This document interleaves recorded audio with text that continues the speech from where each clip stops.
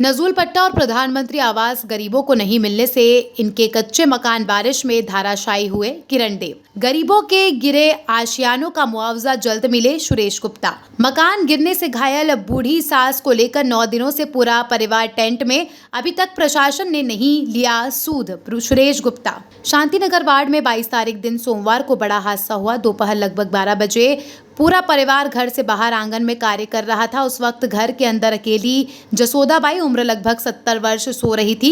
मकान पुराना cement sheet का था। बारिश में मकान कमजोर हो चुका था। कमजोर मकान भरभरा कर गिर गया। शशि नाग और इनकी लड़की मोहल्ले वालों के सहयोग से मलबा हटाकर किसी तरह अपनी सास को बाहर निकाला और तत्काल प्राथमिक उपचार के लिए महारानी अस्पताल ले जाया गया। वहां से उन्हें डिमरापाल रेफर किया गया। बुजुर्ग को 32 टाके लगे। जगह जगह चोट आई है। कमर में भी गंभीर चोट है। 5 दिन अस्पताल में रहने के बाद शशि नाग वापस अपने घर के पास पड़ोस के आंगन में टेंट लगाकर अपनी सास की सेवा कर रही है। तालपत्री में पूरा परिवार रात गुजार रहा है। बाहर खुले आंगन में खाना बनाकर अपनी भूख प्यास मिटा रहा है। 9 दिन पश्चात भी सरकार का कोई तंत्र अब तक मदद के लिए नहीं पहुंचा। नाग जी के साथ में है।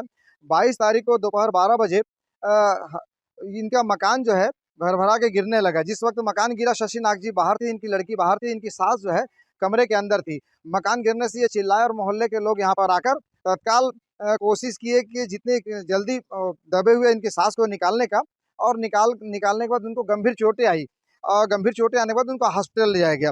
सबसे महत्वपूर्ण विषय ये है कि ये शशि नाग जी बताई कि ये जो इन नजुल में वर्षों से यहाँ रहते हैं और इनका कच्चा मकान था, सीट का मकान था। आप देख रहे हैं सीट पड़ी हुई है, उधर बांस बल्ली पड़ा हुआ है। इस मकान में किसी तरह से अपना जीवन यापन कर रहे थे। जब सरकार कांग्रेस की बनी, उनको मालूम हुआ कि हमें पट्टा, नजुल का पट्टा मिलेगा। नजुल का पट्टा इनके लिए इन्होंने लगातार प्रयास किया, लेकिन इनको नजुल का पट्टा नहीं मिला। यदि नजुल का पट्टा मिला होता तो इन्हें प्रधानमंत्री आवास की शायद श्रेणी में आते।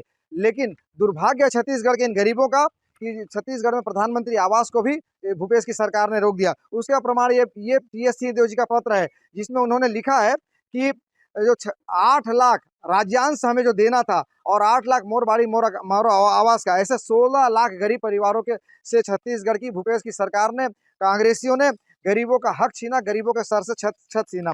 यदि इनको मकान मिल गया होता, राज्यांश सरकार दे दी हुई गई होती, इनको पट्टा मिल गया होता, तो आज इनकी सास को गंभीर चोटें नहीं आती।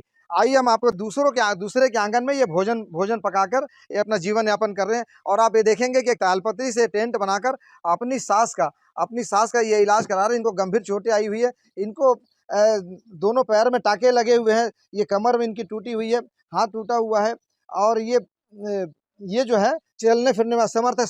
सारी सेवाएं इनको बेड में की जा रही है। सरकार से मैं मदद चाहती हूँ, जल्द से जल्द मेरी मदद करें।